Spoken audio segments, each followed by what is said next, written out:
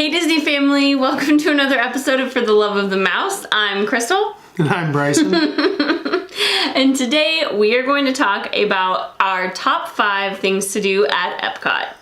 We're going to start at 5. Yeah, and go to 1. Yeah. Reverse countdown. Yeah. Maybe. I don't know if that's right. Anyway, started off here with my number 5. I am going to go with the Grand Fiesta Tour. This is the Three Caballeros.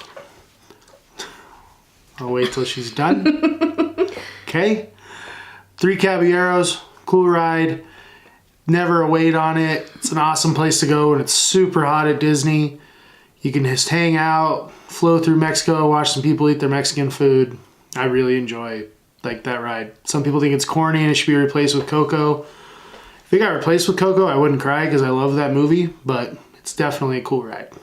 And every time we walk by or go in there, I say, this is what Disney smells like. The water. I think that water is the smell of Disney. And people probably think I'm crazy for saying that. I probably shouldn't have said that, but... You're crazy. That's what I think. You're crazy. I love that smell. Okay. What's your number 5? Soarin'. Cool. Yeah, soaring around the world. I love that ride. I think it's really fun. I think it's really cool. My mom had the time of her life when we went on that ride recently on our most recent trip. But I think it's a really fun ride. I think it's awesome. I love the polar bear and the polar bears. And I love all of the details, the sights, the smells, the sounds. So I love all of it. And just make sure you get a middle seat. For sure. Yeah. You sit off to the side, it kind of starts curving. The Eiffel Tower starts to curves. Go Leaning Tower of Pisa type situation. All right, my number 4, Frozen Ever After. This bearded man loves him some Frozen Ever After. I truly do. I love that ride. Like, mainly because it has a camera. And any ride that you can take a picture on, like Pirates of the Caribbean, any of them, I always do like the Ric Flair. You know, like, that's my thing. It's awesome.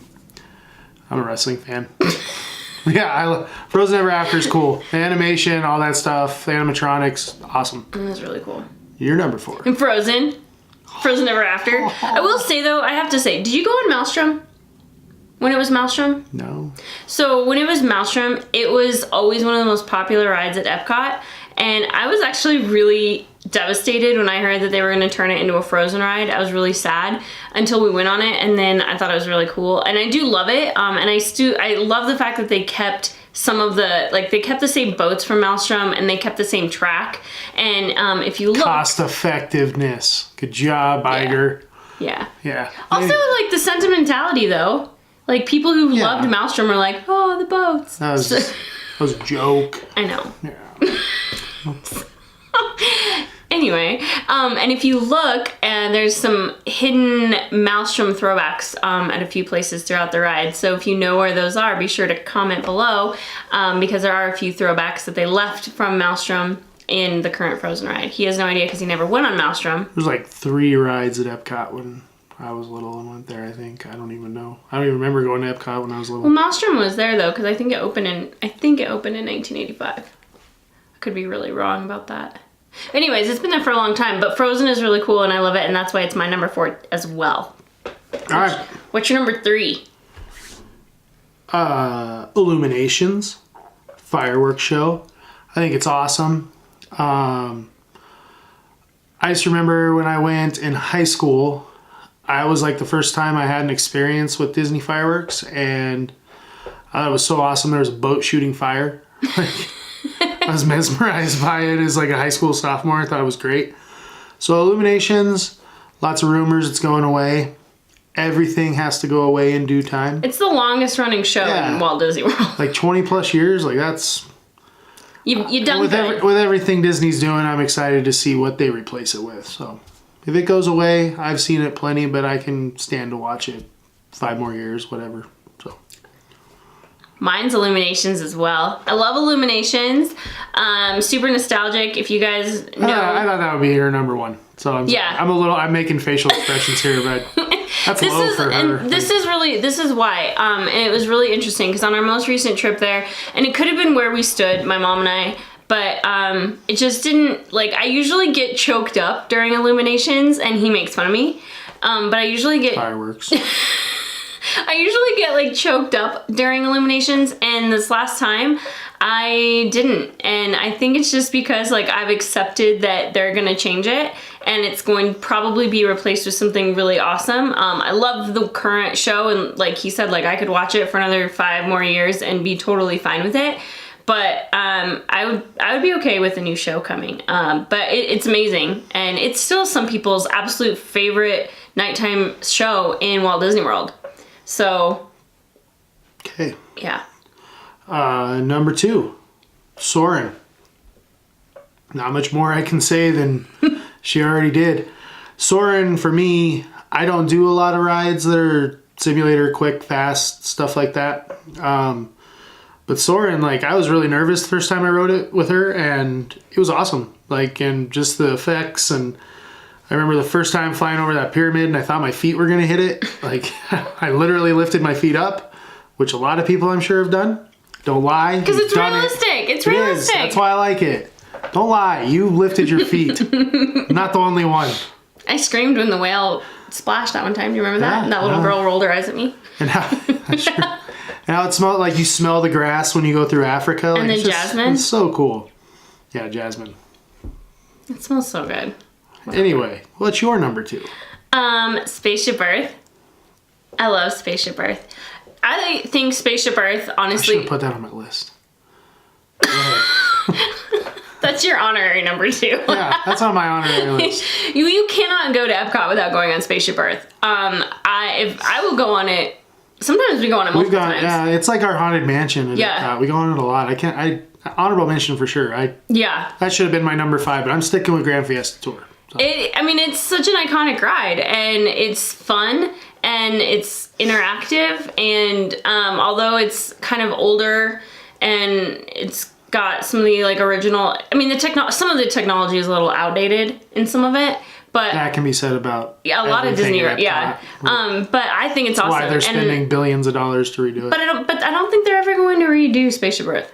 I mean, they might add to it or like change some things. I could see the animatronics and stuff getting improved. Like, it definitely needs improved just because the animatronics are like from the early 90s.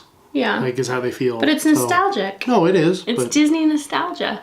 Anyway, I love Spaceship Earth, and that's my number 2, and I will not go to Epcot without going on it at least once. My number 1, festivals.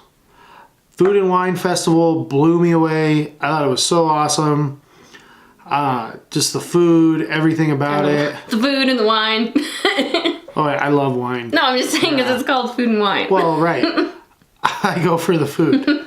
I don't drink wine. Sorry, I don't. But like the cider we tried, that was good. Like, I mean, everything they had was good. It's nice to go somewhere and experiment with different foods from different cultures. And what's also cool that we learned is the people that are there where it says like they're from Mexico or they're from Norway, they really are. Mm-hmm. It's part of the international college program type thing that Disney does, just like the college program here.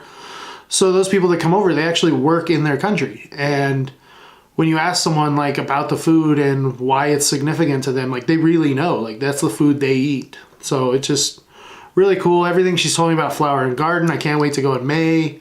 Like topiaries and stuff she took pictures of, I think are phenomenal. We were showing some friends last night and they were in awe. I mean, the Festival of the Arts, I think that even would be cool. Like the fact that you got to like paint a picture, like that giant wall that you got to paint this year, like that was so cool. Can't wait to go to that some year. Next year. Yeah, go next year for when she does the Princess Half Marathon, yeah.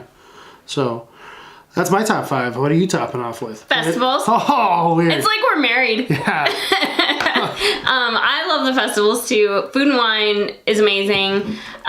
This is something we've talked about. I've talked about it when I was doing some preview stuff for Flower and Garden. But we don't really drink a lot in Disney, alcoholic stuff. Like we'll usually get a couple things alcoholic wise. I usually get a couple wines. I usually get a margarita. Yeah, we usually get a margarita. Yeah, like we usually get like at least one thing.